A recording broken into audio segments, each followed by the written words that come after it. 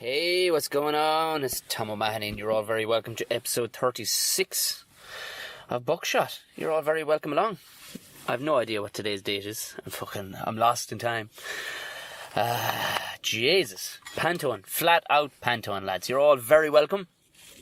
If this is your first time, you're very welcome. And also, if it's not your first time, it's absolutely fine. Don't worry about it. Subscribe, jump on board. You can find me anywhere, really. Just type in Tom O'Mahony. Tom O'Mahony Comedy will bring you to most places. I know on most podcasts I run them all off, but fuck it, look at Tom O'Mahony Comedy would find you most things you need. And the podcast is very easy to find on another occasion. I'm guessing you found this, if you got this far. I never actually understand. Apparently there are rules to do with podcasts where you're supposed to say all these things like housekeeping and all the rest of it. I have no place really to thank because I'm actually recording this in the car park outside of the dance studio. Can you believe that? I'm in a dance studio. Believe that? Thankfully, they haven't asked for Tom to do much in the way of dancing. I didn't realise how lenient they were going to be in my contract this year, lads. It's fantastic. No singing and pretty much very little dancing for Tom. So just be fucking funny was the rhetoric. So I have much to tell you, lads. Was I gigging last week since I was talking to you? I probably was. My brain is absolutely... I was. I was in Chaplin's over the weekend. Friday and Saturday in Chaplin's Comedy Club. What an absolutely gorgeous evening. Both nights. Packed to the rafters on Saturday night. So that was kind of glorious. Where was I gigging before that? I can't honestly tell you. My brain is melted. I've had to learn all these words that I wouldn't normally have to learn. So if you were a continuous actor, I'd imagine you'd be completely devoid of personality. You'd have to be. There'd be no way you could actually stay, in the real world if you had to be learning lines and stuff. Even though they've been really cool and they've let me they relaxed and stuff and all the rest of it. I'm not going to waste too much time. The whole idea of this podcast, basically this episode, is that to give you a brief intro into my cast members. So it's done in three. Is it 3 parts? I've kind of done it. Yeah, I spoke with 4 parts really. I spoke with Miles Breen, a long-standing servant of, a long-standing thespian really of Limerick Acting Society and all the rest of it. So everybody knows him. He's done panto for 20 odd years. I spoke with Hayley Jo Murphy on both of these were 1-to-1, and because Hayley Jo is going to be the lead, she is actually playing Cinderella. Her mother was our dance instructor last year's one when we did Beauty and the Beast, and I spoke one-on-one with Richie Hayes also, who is kind of the all-encompassing Richie Hayes. Richie and myself have been great mates since we met for the first time last year at last year's one. So, Richie's... So all of these are only little snippets. And then I put one down in the middle of us having a big chat. So you'll hear the fucking madness of it. I just put it down just to see what it would sound like. And I'm recording this now without actually doing any editing, so I have to listen to it back. So forgive me if it's all over the fucking shop, because it's not even an interview. It's just a bunch of fucking mad panto people just speaking back and forth. So to give you a context of who's involved, I think Hayley Jo is there, Leanne Moore is there, Dale Cronin is there, Samantha Mumba is there, Miles does pop in a few times, and Richard Lynch pops in a few times. So you'll just hear a bunch of people. I'm going to stick that one in the middle and then soften the blow maybe with Richie at the end. It's actually far more relaxing than I'm making it sound right now. It's really, really cool. I can't actually there was a point yesterday where we were just dancing. No, we weren't even dancing. I was just kind of just doing a scene where we were ad-libbing a bit, and having the crack. And something popped into my head that somewhere in the city right now, I bet you there are at least 2 blokes that I know that are busting their ass up a scaffolding fucking tower in the wind and rain, fucking busting their knuckles, or somebody's under severe pressure somewhere with a job, or there's concrete coming, or they're, Jesus Christ, you know what I mean, or you're a crunching number, you got a boss fucking giving you fucking grief, and you're just going, can I please get to the weekend without fucking driving my car into the building and setting fire to the thing? Oh God, if she opens her fucking mouth about her children one more time, I'm going to take this water tower and break it over her fucking head. You know what I mean? I was just thinking of people, and here we are getting paid to, to just sing and dance. Like this morning at once, I had to actually ring my wife and tell her, I exclaimed this again this morning. We were doing voice training this morning. Even like the singing coach, I mean, I don't do much in the way of singing, but he was even saying you got to sit into this because repetitively using your voice, which you do a lot doing stand-up, you got to do these warm-ups and stuff. I'm warning you, down the line you'll end up sounding like a fucking digger, which really, it doesn't really matter too much. But there was one technique where he was using a straw. He was like, I'll give you all a straw and you can just be blowing away, making this kind of a noise through the straw for 10 minutes every day to warm up your voice.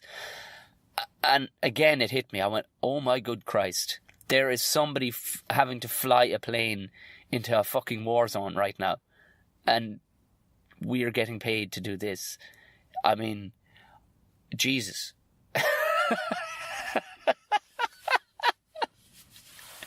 Oh, I'm not saying I've ever done that, but I've done way harder jobs. That's all I'm saying, ladies and gents. I've done way tougher jobs than this. I mean, it is, yeah. All right, I'm guessing it takes a certain type of person to do what we're doing, but it is that much fun. I've never had a job where it's been this much crack and this easy going. It's a lucky fucking place to be. So moving on, without further ado, you needn't stress. I'm putting this out right now. So by the time it goes out, quite literally, if you're listening to it and you're in town, I will be hosting Unshaw Comedy Club tonight with George Fox, Trevor Brown, another chap, Aidan Jones. Unshaw Comedy Club is on Camden Street. It's free in, pay what you like when you leave. And that's it for the gigs, I think. Until the 15th, I will be in... Christ, I'll be talking to you before the 15th anyway. But I'll be in some theatre in Waterford. But don't worry about that. So without further ado, please enjoy my co-stars of the Cinderella Panto.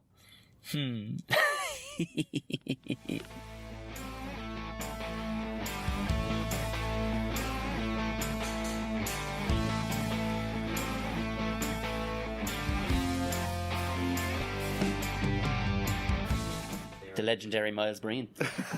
A legend in my own lunchtime. But it must be kind of cool though, you know what I mean? Everybody in Limerick knows you. But you have a legacy, like, don't you? Yeah.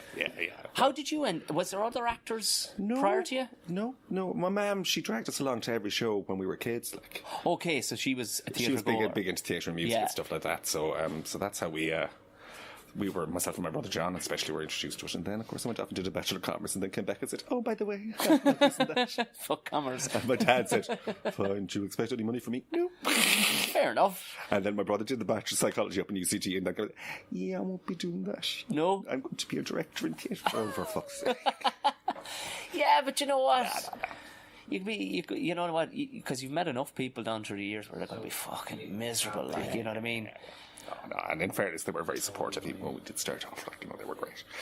You sent me on a link that one time to you. What was that ad for? Was it for the post office? Oh yeah, that's why the Irish dance that way. That was a great one. It's a nice little short, actually. That was a great one. No, actually, the girl I'm staying with, Mairead, she's in it. She plays the postmistress. All right. Yeah. We were showing. Some decorators in, and she showed them. We were talking about something. She said, "Oh, you should see this." And Miles and myself were in it because we were slagging Mairead because it was an audition type thing. They said, if you've done Irish, I did Irish dance when I was a kid, and they said. So we went in, and Mairead was doing Rosslyn at the time, and she was taking Shanno's Irish dancing classes. So, right. So she got cast, I got cast, and then it turned out that she didn't fucking dance at all. Cheeky. And the big slag on her, so there's a little close up of her feet at the very end. Yeah. She couldn't get the steps, so they had to do a double. So she did standing? Yeah, there was a professional Irish dancer who did the little step, it was a close up on her feet. Said, after all your fucking Shanno's dancing, and they had to get a fucking dance double for you. It's a big slag on. That's very clever. It's very, very, very funny. When was the first? How young were you when you started? Did speech and drama when I was 10 or 11. Okay, right. Right. Fail Elimini.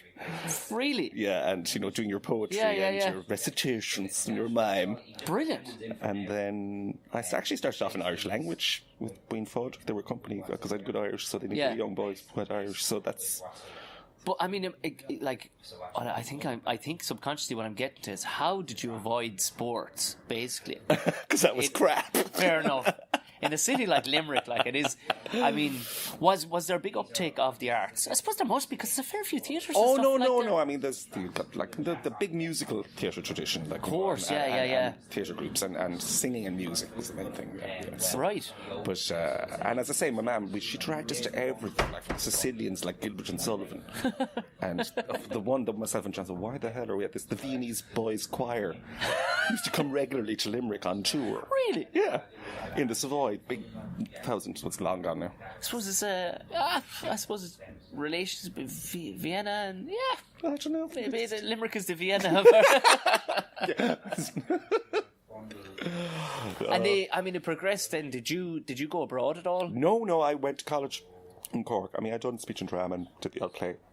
I went to college in Cork and joined the Dramatic Society.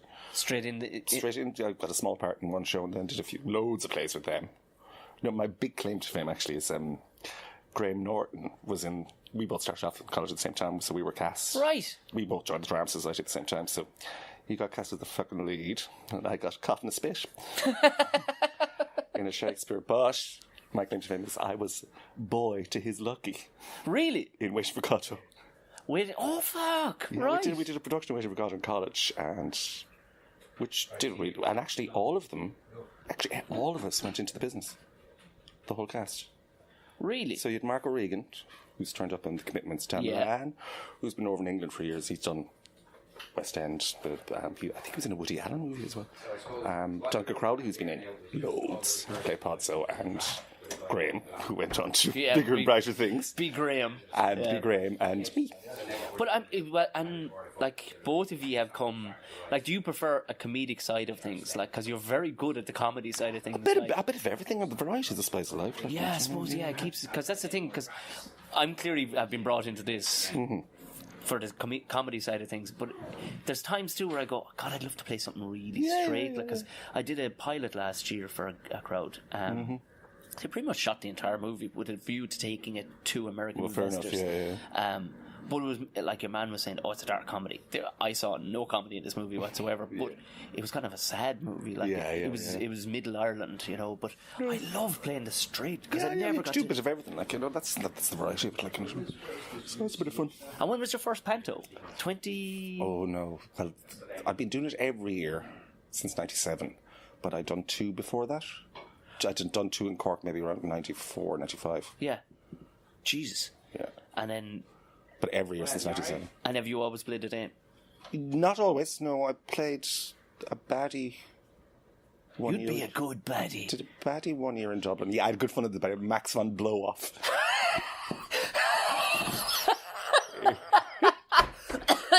Who had this running guy? It was Michael Max von Blowoff. It was a Dustin and Socky. It wasn't really a panto. It was panto, but not really. But it's the Dustin and Socky Christmas show. So it was Max von Blowoff who was trying to take over, whatever. And I had this one. I am Max von Blowoff. Like, it wasn't even a sound effect. It was doing it every time. It was good fun, actually. And because I like that. I mean, you seem to.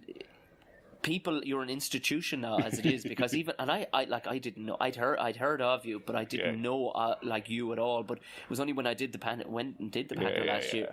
It was like, well, that's Miles Breen. It's the same way like David Wallace and Miles Breen walk through the room. And it's like, that's David Wallace. Limerick's small. I know it's sweet. No, it's I'm very. I mean, but people that like Limerick love Limerick, don't they? Oh yeah. Because it is I love Limerick. I went to college there and I fucking love Limerick. Yeah. Like, if I could get the business. I know you know what I mean. But the thing is, because I lived in Cork and I lived in Dublin, and then I was up and down, and then I went back, and I think I'm a small town boy. Really, that's the I totally get it. Yeah. I totally get it. Even listen to and even that thing of, like, as you're saying, people know you. So it just you're not walking in. And there's a comfort to it. There's a comfort to it. I mean, there's pros and cons, obviously, but there is that whole thing of, like, there's a lot of support there. Well, that's it. Like, what are the cons really? Oh no, like, you're hardly going to be walking around with a dead body in a bag. You know what I mean? Like, you go, well, that's mild. You know what I mean? Like, there's... I know somebody out here, people know my business. Really, what's... But even before, like, me, like, my dad, because of the pub, was really well known in Limerick. And I had older brothers and sisters. And then, of course, my mother was known because she had a hotel Bridie Walsh and all the rest. So it's like, you could get away with nothing. You know what I mean? Well, I suppose... And then when you're younger, that's annoying. When you get older, actually, there's a comfort to it. Because, of course, yeah, exactly. When you were born into almost notoriety, like everybody in your family was, well, I don't want to say notorious, but you know what I mean? No, I know what you mean. They're well known, like, because Mum and Dad, like, they hired every waiter and barman in Limerick at one point or another. So everybody owed them of something, some sort of a favour, right? They did it, everybody... And myself and John could never get an underage drink. Of course you could, yeah. and there's still a Miles Breen bar, isn't it? Yes, yeah, no, we sold away back in 86, but they've kept the name, which is nice. That's cool. That's cool. My name in lights before I was born. Little nod to yourself. The friends of mine were down there one night and they were on the piss and they said, "Oh, Miles, we're down at Miles Breen's, come down and join us," because I don't go in there that often. I go in the odd time. But so I Make went a down. celebrity appearance. Like, and wait for it. I went in and was late. It was about like 11, and I said, "Oh, that's," and they were pissed. A whole bunch of women actually. And I said, "Oh, can I get a pint?" I said, "I'm sorry, we're closed." Are you sure? Yeah, I'm sorry, no way. But he's Miles Breen. Didn't cut any sway whatsoever. Fuck me. Well, do you know what? That's been a lovely intro to Miles Breen. We'll sit down in a week or two's time. We were recording that. Yeah. But you know what? That's what people want to listen to. Want to listen to conversation. We'll get a little intro to Miles and the gang, and we'll sit down when we have actually some stage. When I have the schlap on. When we have the schlap on, yeah. Well, we might even video podcast it as well for the crack. Thank you very much, Miles Breen. Thank you.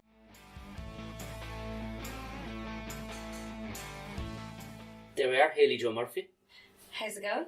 I'm very good. Thank you very much. We're talking here in this fucking... Look at this for surroundings. We're in a darkened kitchen here at the basement of Dance Addiction. So Hayley Joe Murphy, how does it feel? Do you have a lot to live up to? Given that your mother... Has your mother done this role? Has your mother She's never been Cinderella. She was only princess once. Oh. She only made it to... She played the princess in Puss in Boots. I don't know what that princess's name is. I don't think there is a princess in Puss in Boots. They just invented one. But they said, "Belinda, do you want to be a princess this year?" And then what age was your mother? Is there a cut-off point for princesses? My mum was... Well, I was born, so I think if I was born in 93. She was princess. I would have been about 4 when my mum was princess. So I wasn't in the panto that year. I wasn't in panto till I was 5. Oh, you were practically ancient. Yeah. Career was over. Jesus Christ. There were other young ones coming up behind me. And who, I'm just seeing, can I turn this down a bit, not to blow the fucking head off people, but, and then, this isn't your first year, because you said 2 years ago you played... Little Red Riding Hood in the Gaiety. So it still wasn't a princess role. It was like the lead. Yeah. And because Little Red Riding Hood it's more kind of nursery stories. But this is my first time being a princess. How does it feel to be princess? I've always wanted to sit. Do you know on the first day rehearsals and everyone goes around the table and says, "Hi, I'm so and so and I'll be playing." I've always wanted to be the one that went, "I'm Hayley Joe and I'll be playing Cinderella." Oh, and you did get to say, yeah, you did get to say it on the first day. You did get to say it. And like, sure, yeah, I went around. I'm Tom O'Mahony and I'm Dan Deeney, and people were kind of going, "Oh, grand, fair enough." Is there but is there? Because I remember Leanne saying that, because I got a big education last year because I'd never even fucking been to a panto, let alone been in one. I'll tell you my education. Yeah. But Leanne was saying that there is a cut-off point for princesses, and then you can migrate to becoming a fairy godmother of sorts. Yeah. I think there's not like a set age, but I think people know themselves. They know in themselves. They kind of go like, they start feeling old. I don't even know, not that they're old at all, but like, I suppose like princesses are kind of in like very early 20s. Yeah. What age are you? 24. Okay, right. Yeah, and I don't feel 24 at all. I don't think I act 24. No, I think I'm a little bit younger. Well, they had you only 2 years ago playing a little girl. Little Red Riding Hood, which is a little girl. Yeah. Basically a little girl. I think I was meant to be like 14. Okay, but the only thing is you can kind of get away with it. Like, I mean, if they turned around and said, "Tom, we need you to play a 14-year-old boy," things would get creepy. Yeah. Yeah. There's a cut-off of... But there's a cut-off of personality too. Like, there's definitely like this... You wouldn't look at me and go, "Yeah, I could see him playing a young fella." Yeah, you'd have to do a lot of... you have to delve into that a lot. So it'd be like months of like kind of... I don't know. Is that method acting? No. I don't know, but probably plastic surgery too, I imagine, yeah. You need to lock yourself in a hotel room anyway and live the life of a child for a while. And you said you had a Christmas off last year. Have you have you been in pantos since 5? No, because you know what my mum did with me actually? I did pantos up until about when I was 12, 13. Okay. And then she said to me, you need to come out now. You need to come out of them because you need to make the transition into an adult dancer, an adult performer. Right. So it's kind of like, not that I had to disappear, but I kind of had to be careful of not always being the kid. Yes. And yeah. So when I got to that age, she was like, okay, what you do is you get to your classes, you train and all that. So when you come out next, you're going to be kind of a mature performer. Yes. At that point. God, that was smart. Yeah, no, my mum was really kind of, and she was tough on me. Like she wouldn't make do everything for me or like tell me what to bring into an audition or help me with my CV or my audition application. She'd be very much like, you have to do this yourself, you know. And still though, you know. I mean, it's no harm having Belinda as your mother. No, it's not. It's almost like Kris Jenner and the Kardashians. The Kardashians' mom is their manager. Did you just compare by the way, your mother's getting the copy of it. You just compared your mother to Kris Jenner. Pretty much. She really likes Kris Jenner's hair, so and I'm Kim. Oh Jesus. Oh no, you far more culture than that. Fucking just imagine your outlet going around the dress now. Yeah. Arguing which toilet he's allowed to go into. Because your father, he's in the biz as well, but is he in Vicar Street or where is he? My dad is a sound engineer, and then my mum's husband Colin, my stepdad, is in the orchestra. He's like a trumpet player in the orchestra. Now he plays piano as well, and he writes music, and he's like really musical. So he helps me loads with like auditions and stuff, like trying to get stuff in my key and. So I've basically got everything I need really in my house. Because even Dale was saying like that like your dad was originally he was their sound tech. Yeah. So fucking hell, how do you and then Dale would like at one point I think Dale was seeing my dad more than I was. So even there's certain gigs where like my dad, there's always someone who knows my dad and they're like, you're Terry's daughter, so I'm watched. Right. And he'll ring me and be like, heard you out on the tear last night. I'm like, oh, who told you? And then this year, what have you what's gone on this year then? Because were you away on the cruise as well? I was away on the Celtic Thunder cruise. So that was with my mum on the cruise with me as well. Because when Belinda said to me Celtic Thunder last year, I'll be honest, I thought it was something different. Yeah. I imagined there was a lot of oil, a lot less clothing. I just, Celtic Thunder rang something different to me, but I was completely wrong. Celtic Thunder is an all-encompassing, it's like a boy band.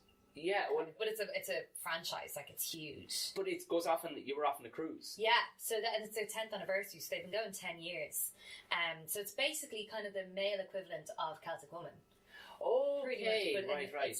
Yeah, that would be the best way really to describe it.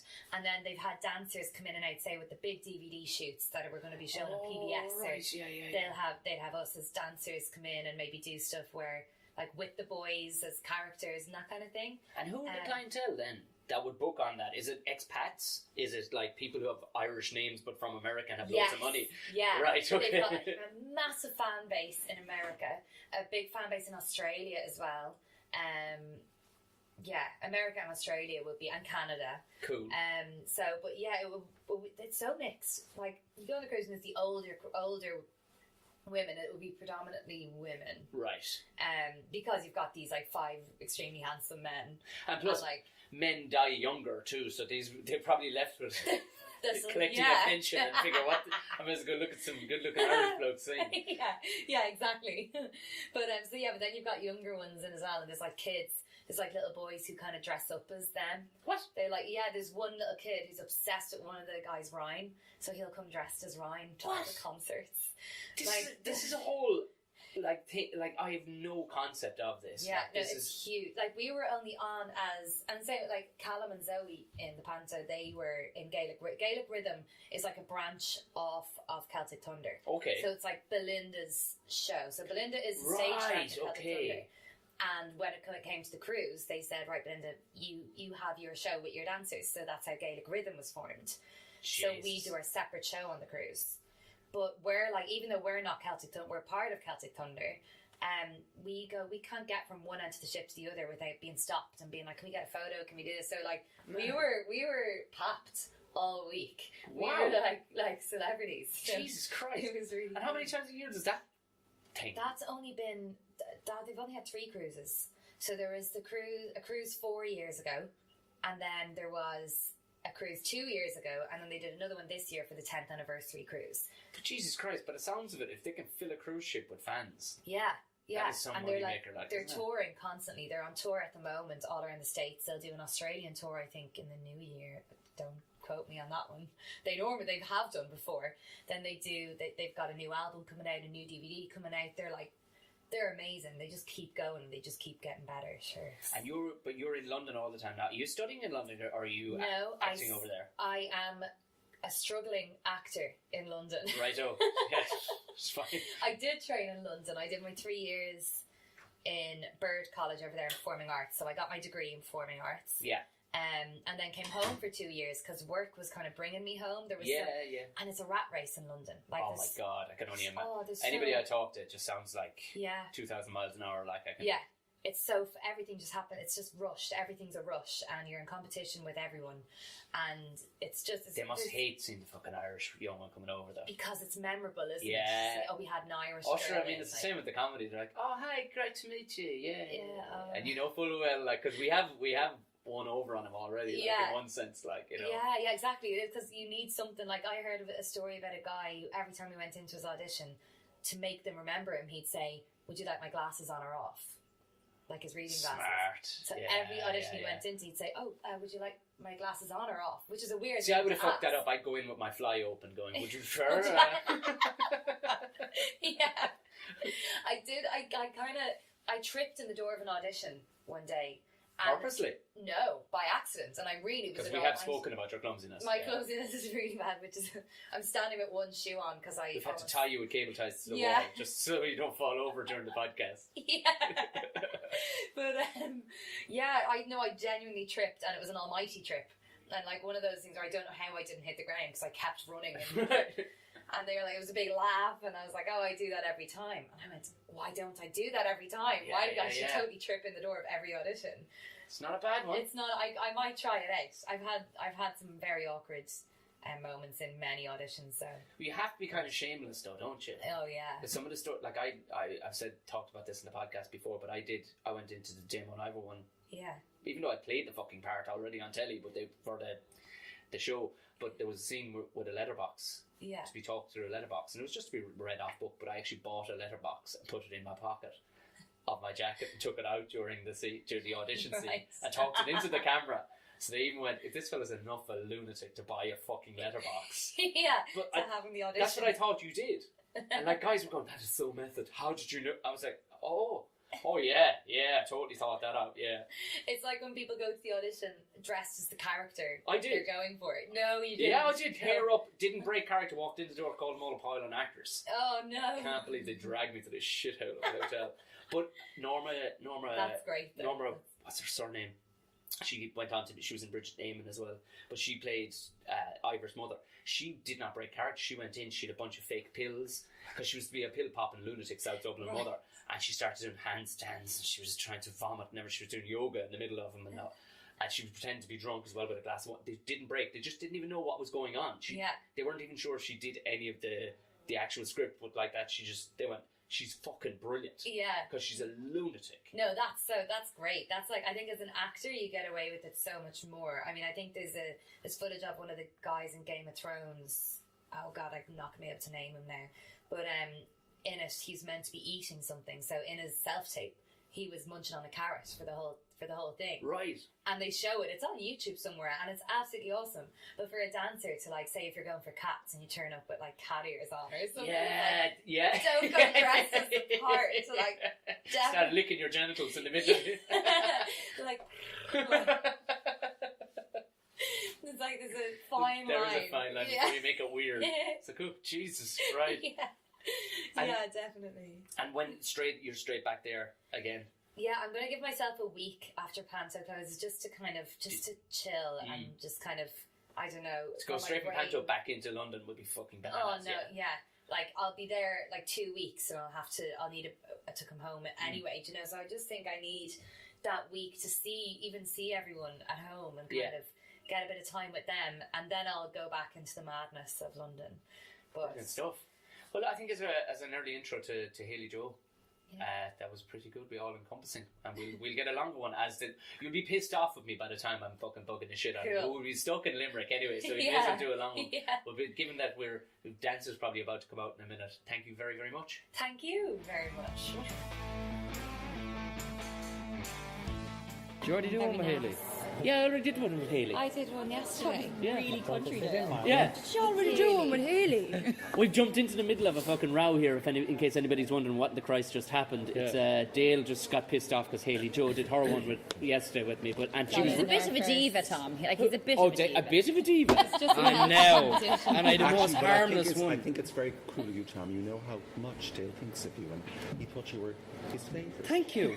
And then it turns out that you're fickle. Fickle. I am fickle when it comes to grammar and whatnot. You all seem to be okay with that inside there. Me and you. You're slacking off steps. No, will you be there for the steps in Thomond Park, Richard? I'd like to interview them, maybe. All we need is me and you in the on booth. Brilliant. All right? Miles is just that voice in the background shouting. Just fucking brilliant. What's that guy saying? Maybe. Actually, Yeah, tell us your favourite Sorry. sexual I was just position. thinking about neon blue because Steps had deeper shade of blue. Oh yeah. do you think that's what it is? And that was about a breakup, and it was like I'm a what deeper having shade sex of in a blue fridge. because you're Why are gone. we not dressed in blue? And now it's neon blue because you're back together with that fella. Ah. It's all layers. Oh my They'll be God, studying it for the leaving. so- I know. It's like King Lear, isn't it? Look beneath the The subliminal. use of blue as imagery in the oeuvre of steps. The onomatopoeia. Oh, Jesus. I haven't heard that word ever again. Onomatopoeia. I have no I've idea. never what heard that means. word. Don't you worry about that, Leanne, because you Okay. own a gym. Oh, I do. Yeah, don't you worry about that. Seamless. Go Gym Limerick. So, getting on to Go Gym, Leanne. Yeah. How's Go Gym Go going? Gym Limerick, Acuna Cross and Limerick. That's the one, yeah. Acuna Cross, like Acuna Matata.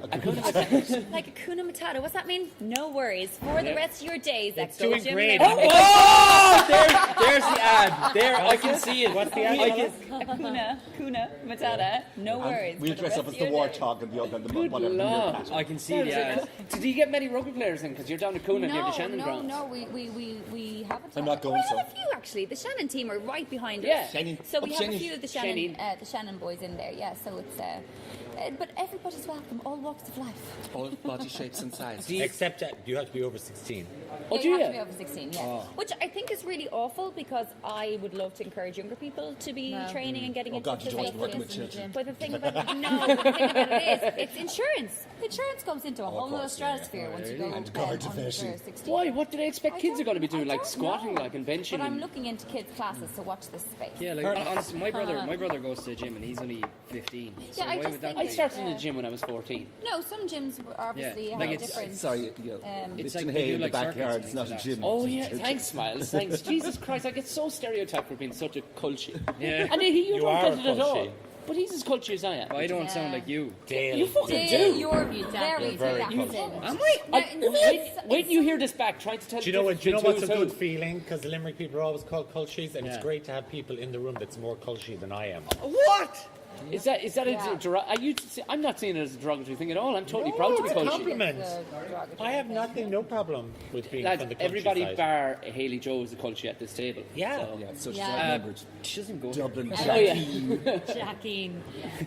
I like being from the Everyone country. loves Let's all do a Dublin. Dublin accent, will we? Did they? Yeah, as a whole, everyone was so happy Dublin when accent. Dublin won the All Ireland final again this year.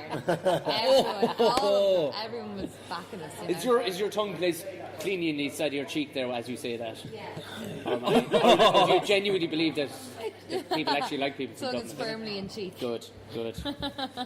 Is everybody enjoying their panto so far? Yeah. Is it better fun without Carl Spain? Who's Carl's name? There we go. Carl I Spain. love you, Carl Spain. Carl He listens Spain. to every one of these podcasts. Is he from Waterford? No. It's Kilkenny. Kilkenny. That's it. Kilkenny, Yeah. No, I was talking to John Lovett the other day, and I was chatting to him last night. And I said, "So yeah, Carl keeps saying I really miss Miles." Yeah. So I said, "John, don't worry, just tell Carl how's he getting on with the B team." Yeah. 'Cause I said that to him. I said, "How are you getting on with the B team?" And he was like, fuck right off, will you? Let's just look around the room. He walked in and let's just have a look around the room. Now have a look around your fucking room. That's how you know We've you're just been joined by the one and only Samantha Mamba. Oh, welcome to the podcast. Welcome to the podcast. Fuck right off. Use that. Yeah. That's what's the beauty of it. Trust me, it's Tom's podcast.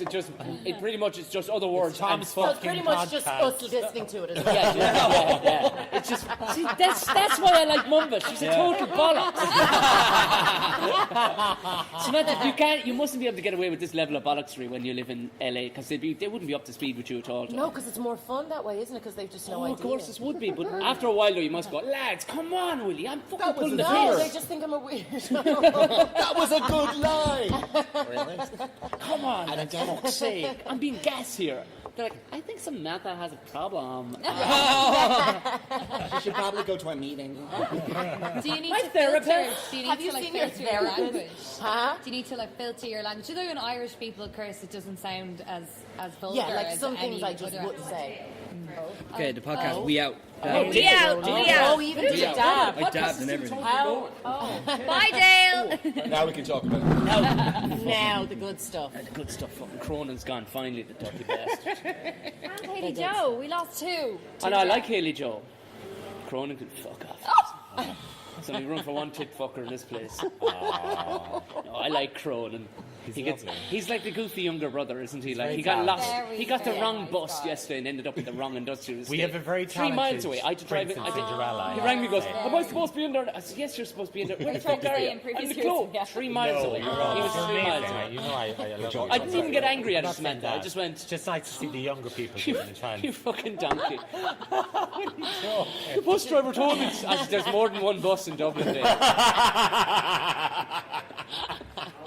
He told me this is where I'm supposed to get off. I said, no. I'm looking for a clear. I don't know why I'm doing an impression of Dale with his accent. I already had that fucking accent. It's kind of amazing. You did a good version of it yesterday. Did you like People that? on Instagram liked it. Was it approved? I'm going to go around even like Natasha was like, Jesus Christ, that is really close. I said, do I sound like that much of a traveller? Turns out I do. Can you do a decent impression of me too? I'm not Go on really again. that good. I have to warm up into it. Okay, I'll catch you it. at some stage Yeah. today when you're kind of like in buzzing Yeah, form. I need to warm into it. I need to listen Oh, to he'll it. warm me into it, all right. Who even said that? Was it me or was it Tom? We'll never It's know. amazing. Tom control his voice. Unbelievable. That's lovely. Erica now. Hi, Erica. Hi, Erica. Hi. This is Erica Hayes. Erica Delaney Hayes. I beg your pardon. If we're going to go for the full traveller outfit, Yeah, we're just Hayes. don't worry. I won't bring Hazy. you straight into the podcast just at the minute. Cause we're podcasting. yeah, we're podcasting. How's right the now. sound on this recorder? How could you It's not see really his clean. big mic, Is Erica? it really? It's really clean because the brand Zoom they sort it out for you. But what I did there is I let a wild track go off to pick up the likes of the aircon system in the background for the first 10 seconds, and you can just pull that out then at the beginning, and it cleans it up the whole way through. Wow. But it's a really I've ordered the next one up, which is the Zoom 4, which will have 4 proper high definition mics Are you coming going out. to of edit it. this part out? What? No. People are gonna be bored. The amount of people who actually email me asking me what the fuck that yoke is, what's recording, and how do you end up recording in places. I have a Zoom. I'm not interested in what's But going. my Zoom, yours is picker. Yeah.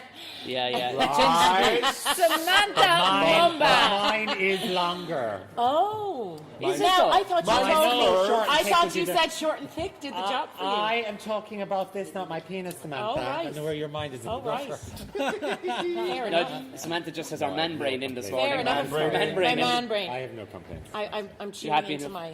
Very happy. How did you manage to turn the fucking recording device into a Mickey story? She joins everything. Do not hear her red during, top in it. do not hear her during us singing steps this morning. Big, it's black, and it's not enough. It's big, black, and what did Erica say? This has fucking gone off the rails. This is exactly what I hope for in a podcast. Gone off the fucking rails. And poor Leanne Moore, you are the most conservatively lovely person. Not really. me though. It You just, are, it's but just- these- it's early. It's She's early in the very morning. conservative. I love that about I her. don't think so No. either. I don't It's early in think the so. morning. She's just not as vile as myself and Sam right Yeah, now. we're just Yeah, yeah. obnoxiously vile. That's fine. It fits in with She my just lets profile. us do the perfectly. dirty work. She, like, She sits back And then on I to be a sit there with my lady. silent laugh. judgmentally laughing. Like that is my laugh. It was so funny yesterday. So we were both laughing at something, and when I really laugh, the tears come out, and I'm like, No sound. just Silence. silence. And I'm like, and she was like, That laugh, the dirtiest laugh in history. you just need some outtakes now of just Samantha's laugh. Oh, absolutely. Terrible. Yeah, I yeah. was telling Samantha she should do a podcast. Yeah. Well, Samantha has a great sounding Been voice. involved in no, that. I'm Thank too you. rude. Exciting. See, Yeah, but you could make it as rude as you want it to be. Really? Podcasts can be whatever they You want it, but and they're not censored. Within a week or two, you'll have found your No. audience, and they go, "I want to." Seriously? Yeah, it's Right. It's not But like how do they find you? they just find you. People love podcasts. It's really big in the States, really big in Europe, and it's getting really big Like, here. I'd love a after dark podcast, and then I'd love Like a mommy Chloe. podcast. Steve, I'd that's love just- you know the two. wrestler. Can I be like the wrestler? You know the wrestler, Steve like Austin? bipolar The podcast? mommy in one, and in the next one she's all blue. I think you should call it that. Yeah, Samantha's bipolar podcast. By day, loving mother. By night, dirtbag. Davey, the director, has stepped in. Your hair looks always fantastic. Do you know that? You're live. Can you project your voice, Dave? I don't know if our listeners can hear you. Yes, I can. King Lear just stood into David, the can you background. just tell us what goes into this hair in the mornings? Whatever's there. Washing up liquor. Because it's quite. A lot of pride. That's what goes into that hair, I can tell you. A lot of pride. What word does Samantha use all the time? Wi-Fi Stunning, passwordy is it? thingy. Oh, thank you very much. We've got the Wi-Fi password. I'm very excited about that. Call that out, share it around. I'm just going to pass it over to you, Davey. I won't lie, it doesn't make for great podcasting. Yeah. Like your hair, Davey. There's a lot to be said about it. Yeah. But I'm saying, yeah, you should totally, because Steve, you know the wrestler Steve Austin. Yeah. He has two, and one is the PC one, which would be, and then the other one's like motherfucker. Oh, really? Yeah. And he asked the guests right at the beginning which Maybe one. I What do you will. want to I do? just need a big black device, and I'll be good to go. Don't worry, You I'll need sort you a out. really good black one with the right Big black fat one. And bells Is it and going to have buttons. that red flashy thing on top? Yeah, it needs to have the red flashy thing on top. Yeah. Well, it'll only flash though, Erica, depending on how hard you give it to it, like voice-wise. Okay. Yeah, so I mean, Lads, now you're just going overboard. yeah. Or, in fact, I was reaching for any sort of a thing there. You were reaching or retching? I was reaching. Oh, I'd say he God. never retches. I'd But say he- he's well able. Oh no, to be honest, just stick a Pringle tube down there. It's fine. It's not a bother. Oh, Foul. Just fucking foul. How this? What? It's your 5 to throat, 11 in the morning. So back to the panto we're doing. Yes, the panto Oh, for yeah. kids that we're doing. That's why we're here. Everybody seems to be happy enough. This is it's. I'm having a lot of fun this year. By the way, sorry, can I just... Don't you love Tom's, professional, I'm podcasting now? And by the way, and he's keeping it together. I love, bring it back in. Seriously, Real professional, We can't let it go completely off the I rails. love. Can't let it go completely off the rails. Well, the Telling you. Yeah. the Major rehearsals are going advertising- great. Made major even better advertising. by the addition of Natasha's cookies this morning. Oh, the cookie. Yeah. Did everybody? You got? Did you try both? No, I'm going to try the second one at The lunchtime. minty one. The minty one. The So salted we're here caramel back one at the- this was one, out of this world. Yeah. 4 squared. Well, they were made with a lot of happiness. She's a happy woman. She likes to bake. I just likes to imagine bake? your house. Natasha. I She likes to imagine bake. your She likes house. to bake. to bake. She I thought went you said there she likes again. it big. I'm so does. fair on the She show. does. She I does. imagine your house to be like something out of, like a Disney cottage where the birds are flying and they pick up the tea towels. And I'm stuff. not cutting you. You're not a million miles That's off. what I imagine your house to be because you come in with cookies wrapped in a tea towel in a big basket. But that was their wedding invitation, just I a tea know. towel embroidered, stunning Can Disney. you imagine? Let's just towel. open my invitation to the wedding here. I think I Yeah. just picked some plain things, and I was like, "Yeah, can you just print that up? That's great." Oh my god, I have. But this is the thing, I'm just horses going to give everyone a text. horses for courses. They're friends of ours, and that's exactly what they did. But they were like, "This is what we're doing." But that, Natasha then would have no time for social media. Do you know what I mean? That wouldn't be her bag at all. Where Yeah, but that's where's a waste that of time, really, Like isn't I'll it? go home this evening, and she'll be chatting to the rabbits at the end of the lawn. You That know? sounds like my partner, Hugo. Yeah, it's the very same beard and everything. Why are you FaceTiming me again? Are you ringing each other in the middle of the podcast while sitting beside each other? No, I didn't. This need has to be do our first that. time for everything. It just You did it again this morning. Yeah, we're just recording. Why not?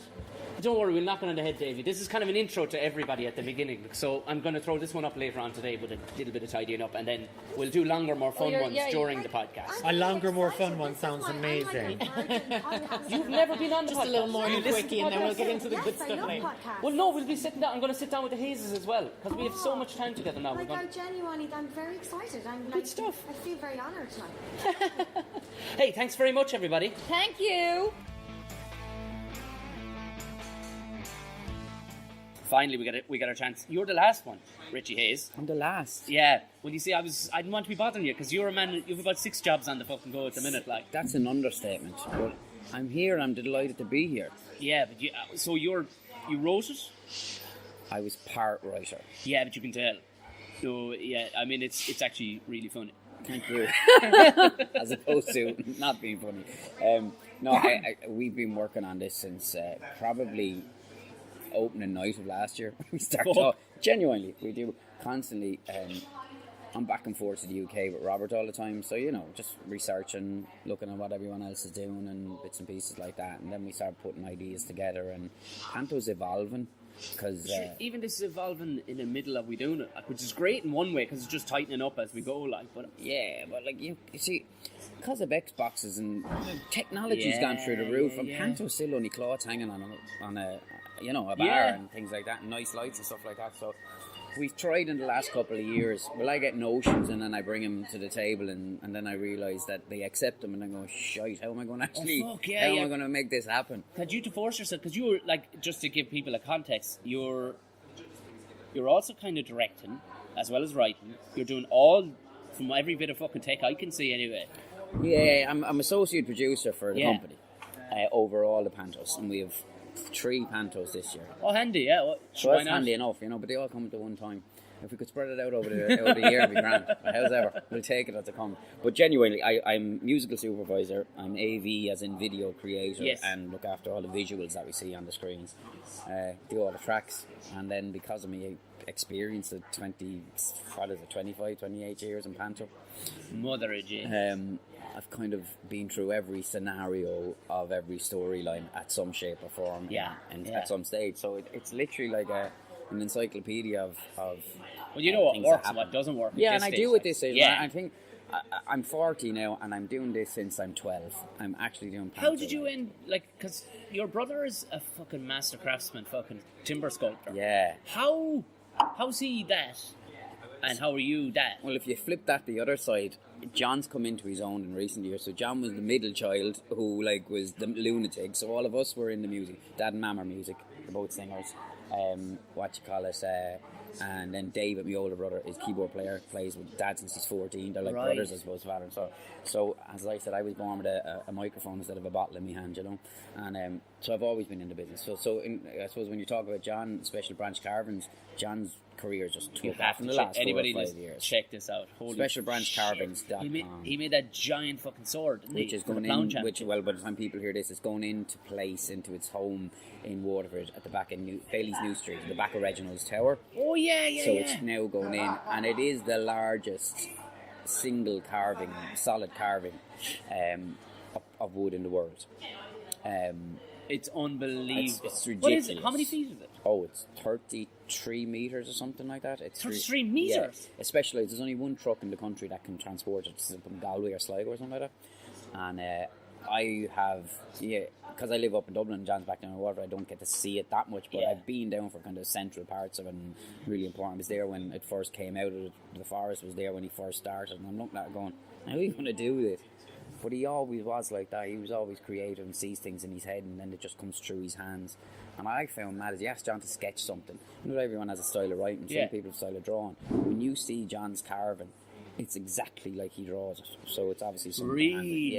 But it's a thing. But Special Branch Carvings, check it out. But and if you're in Waterford, in the Viking Circle, there's lots of his stuff going in. It's fine. But that's really the crack there. So so I started Panto with Denny Corcoran in Waterford Panto Society. And what was your very first Panto? Dick Whittington. Right. But I was coarse. I was just one of the lads. They don't really 12, do I Dick looked like Whittington 6. anymore, do they? They do. Do they? Dick Whittington's more of an English panto. Yeah, that's what I was thinking, You know, right. you know, Yeah, the yeah. London thing and all that. So it's very much an English panto. I will say that it was gas Denny's passed on now, but I wouldn't be doing panto today only for him because I learnt my trade from him. And it's two great guys in Waterford. They don't do panto anymore, but Nicky Cummins was the Dane, Right. Davy Sutton. And they were the local comedians. And they were, Oh, okay, they had a right. really local kind of humour about them and the whole lot. And I went, and I learned a lot of me stuff from that. Yeah. Yeah. But I will say, and this is no disrespect to the lads, that it was localised panto. Yeah. So what I did as I got older was I kept that localised humour Yeah. and I brought it to the professional panto world and refined it and put manners on it. Basically. Yes. Yeah. I think that's what worked for me. It was my first year. I did 10, 12 more years in the Waterford Panto, and I kept, in the chorus for years, and then I got the giant son. I was the giant son one year, when my first speaking part, and went on then, played Baby Bear, Dopey, and the Panto typecasting and Snow White and Seven Dwarfs. And yes, I was on my knees. I didn't have to walk on my I feet. remember you telling me a great story last year about the Seven Dwarfs turning up. You're going, fuck me, I hope these cunts are all actual dwarfs. I was in Dublin, in the gate. Oh my god! Because I got me break in the gate going into 2000. They'd played Wishy Washy in Aladdin, and it just exploded. They rang me and they said, "Would you play one of the dwarfs?" And I said, "No." I said, No. I'm not a dwarf. I'm lower stature, short stature, but I'm not a dwarf." And remember that day? We were in for the first 6 days, and then all the boys arrived from the UK. Great bunch of lads, absolute lunatics. But I remember that morning, and I remember saying, "Well, I don't know. I'm going in here." One of them walks in and he's taller than me. And they all came in one by one. I'm going, "Oh, he's alright. He's up to my shoulder. Oh, shit, we're getting close now, lads." So eventually, Ross, who was a Scottish guy, who is now a fireman, believe it or not, he's an actual fireman. Really? Yeah, right. He came in and he wasn't taller than me. He was up to me chin, kind of. He was kind of level enough now. You know what I mean? Wasn't much in it. So I says, okay. But it turned out he was the first dwarf man in the UK to get his legs straight. Oh, because they Dwarf do legs have have bow the legs. bend Yeah, in the like leg, they jockey bend legs, out the like, way. Yeah, exactly. And they break it. It's weird. Oh, fuck me. They break it and they straighten the bone, and that gives him that extra thing. So that's why he was up where he was. You know, it was funny. It was funny at the time. But so it was did 10 years over 12 years there, and I'm going into my 6th year in Limerick. So it's 16 years or 17 years of professional panto. Still love it. I do. It's like a drug. Yeah. And the older I'm getting, I started when I was 12 and 40 now, but I just love the buzz. I actually, believe it or not, I don't like the rehearsal process. I want to just get on. Of course, yeah. My problem is because I'm so used to it, it's just literally, what costume am I wearing this year? And I'm Richie. I go, well, I'm not Richie, I'm the Panto Richie. Yeah. This is why a lot of people meet me off stage and they go, "What's the crack? He's not the same person." You're They not a expect lunatic this on stage, lunatic yeah. but that's the stage thing, and I kind of like the fact that I'm me off stage, and that's the persona I have on stage. So for me, the rehearsal thing is I'm kind of going, I know what I need to do. Just leave me the lines and let me I do can only it. imagine from your point of view. Obviously, the likes of fucking me needs to be doing this, the rehearsals and all the rest of it. This year seems to be very. I love how this year is so detailed, down to what movements to make and stuff like that, all for the tightness. Like I didn't find so much like that last year, but it was this year. It's like quite literally down to, which I love. I love the refinement of why would you do that? We do that because it's funnier, Tom. We do that because it gets to the point more, and it's been. But it's that's what people don't realise. It's fine for you because you're 28 years at it. Yeah. You could do it quite literally. You could do it with your fucking eyes closed and you're back to the audience. But for the rest of us, I suppose I suppose not everybody here is doing it every year. Like it's Dale's first year really being in one. Samantha hasn't been in one in 6 years. Yeah. You know. And this is the thing about Panto. Panto is very snubbed. A lot of people snub Panto that are in the business. Oh, Panto, schmanto. Go and shite, basically. Because here's why they are. And I've first-hand experience in this. People are frightened of Panto that are in the business. Because you have to be able to dance, you have to be able to sing, you have to be able to do comedy, and you have to be able to act. Yeah. Right? Yeah. So how the fuck you got it? Amazingly, they went, Tom, can you do the funny shit? Can you just do that? Can we get you to just do that, Tom? But- I'm window dressing, that's what I am. For years when I did the Gaiety, there was the producer there, John Costin, he liked to bring in Abbey actors, as we call them. Oh, yeah, right? yeah, yeah. Literally the lads from the Abbey, because that was his thing, to bring in Is this the an straight actor I actors. see before me? Yes, right. And the boys used to turn up, or the girls, and turn up on the first few days and go, oh, panto, this is, huh. Yeah. And all of a sudden you'd see them get on the floor, and all of a sudden I'm doing my thing, and all the other greats that have been there over the years doing their bits and pieces, and all of a sudden they go, oh shit, this is not what I This is the thought real it was deal. going to be. These boys are really into this, and there's a lot of thing go into it. And by the time we got to the 9-week run finished, 108 shows in bits, looking like some fellows that have been in the desert for 40 days and 40 nights, whipped. Because it was just a tough slog. I'm coming out, the choreographer, who happens to be my wife, Yeah, you can't turn her is down. shouting and roaring. I'm coming, I'm just wrapping this up. Hang on. Eric, geez, We will loud. continue this. We will conversation. continue. Richie Hayes, But, thank you very, no, very much. let me just finish Yeah. this story. That the Abbey actors would shit themselves because they'd come in and they'd realise, we thought this was going to be a walk in the park, and they'd realise it wasn't. And the reason it is because it's hard to make kids laugh. Kids aren't stupid. Denny Corkin always said to me, kids aren't stupid. And you must tell the story, and you have to take it So you've seriously. no fallbacks with kids. You No. can't go straight to the fucks. Yeah, exactly. And it's very easy to make someone laugh by saying fuck off. Yeah. Right? It takes a clever man to make a person laugh without saying fuck or using any bad language. Oh, I know. It's what I base most of my career on, is telling people to fuck off. Yeah. Fuck yeah. Tell money. Fuck. So that's the crack. Continue this in 2 minutes. Well, now, you got a brief insight into the kind of madness and the good crack that I'm going to be fucking dealing with. There'll be longer ones down. See, the whole idea of this one was a bit of an intro to the gang. There'll be longer and more concise, more normalised podcasting coming from me over the coming weeks, and coming from these folks. It won't be just as wild as skittish. So they're all in kind of giddy form at the minute, and these were kind of done on the fly, quite literally chit-chatting in the middle of the fucking kind of sit-down area. There definitely will be ones with a bit more normality to them in the coming weeks. So for now, thank you very much. Keep listening. Tell everybody about it. Oh yeah, and if you can think of it, because apparently it helps, to rate it. If you are on iTunes, rate it so it helps it go up the old charts so more people can listen. It's always nicer when we can get a few more bodies on board, lads. And thank you very much.